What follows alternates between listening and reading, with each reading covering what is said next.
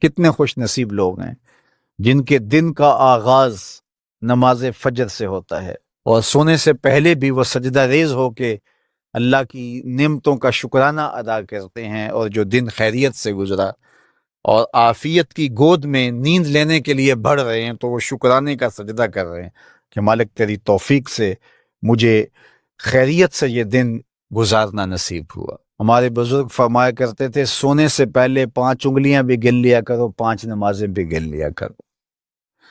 اگر 5 نمازیں پوری ہیں تو اللہ کا شکر ادا کیا کرو کہ تمہیں توفیق اس نے عطا کی۔ اللہ اکبر۔ حضور علیہ السلام نے کچھ لوگوں کو دیکھا معراج کی شب کہ ان کے سر پتھروں سے کوٹے جا رہے ہیں، کچلے جانے کے بعد پھر دوبارہ سر صحیح کر دیے جاتے ہیں، پھر پتھروں سے ان کے سر کوٹے جاتے ہیں، ریزہ ریزہ ہو جاتے ہیں، پھر دوبارہ ان کے سر صحیح کر دیے جاتے ہیں۔ جبریل امین نے کہا حضور یہ آپ کی امت کے وہ لوگ ہیں جو نماز میں کاہلی کیا کرتے تھے، نماز میں سستی کیا کرتے، نمازوں پر بوجھ تھا کہ یہ وقت ہو گیا ہے اب پڑھنی پڑے گی، دیر کرتے رہتے، پہلے پڑھنا ہی نہیں چاہتے تھے، اگر پڑھنی پڑھ بھی جاتی تو پھر نماز کی وجہ سے ان کے سر بوجھل رہتے تھے۔ آج ان کے وہ سر کوٹے جائیں گے۔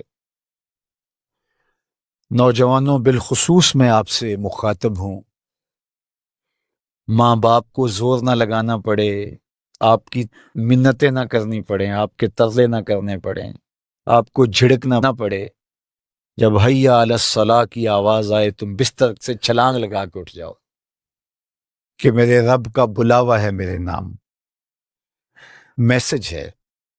طلباء سے کہوں گا کہ استاد کو بیدار نہ کرنا پڑے تمہیں، جب اذان کی صدا آئے تو خود اٹھ کر کے مصلی پہ آ کے بیٹھ جاؤ کہ میرے رب کا بلاوا میرے نام آیا ہے۔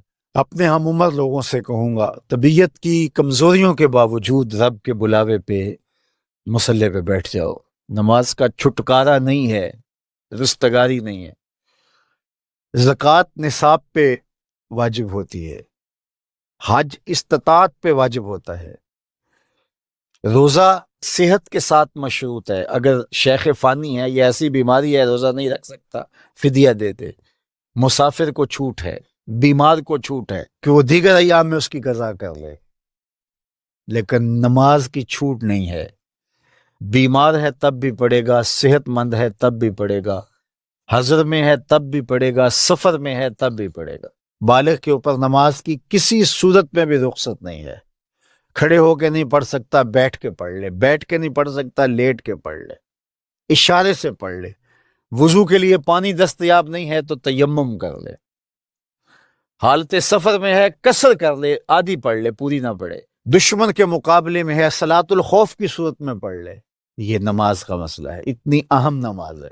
تو جن کے سر بوجھل رہے نماز سے، سردیوں میں ہوتا ہے اوپر نیچے نمازیں آ رہی ہوتی ہیں، ابھی عصر پڑھ کے گھر پہنچے تو پھر مغرب کی آ گئی، مغرب گھر کے پہنچے تو پھر عشاء کی آ گئی، تو کئی لوگ کہتے ہیں اے تو مولویاں نے تو چکی ایک، ابھی تو پڑھ کے آئے ہیں۔ تو کیوں شوق نہیں ہے تمہیں؟ ایک نماز کے بعد وہیں بیٹھ کے دوسری نماز کے انتظار میں مسجد میں قیام کرنے والا، اللہ اکبر، فرشتے ناز برداریاں کرتے ہیں۔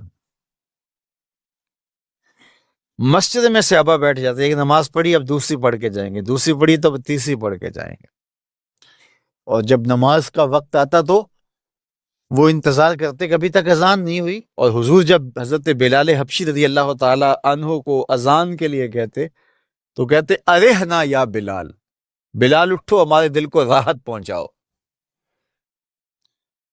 آنکھوں کی ٹھنڈک قرار دیا نا نماز کو، جعلت قرۃ عینی فی الصلاۃ، میری آنکھوں کی ٹھنڈک نماز میں رکھی گئی، تو یہ دل کا قرار ہے، راحت قلب محمد ہے صلی اللہ وآلہ وسلم۔ اللہ اکبر، یہ معراج کا تحفہ خاص ہے جو ہمیں نصیب ہوا۔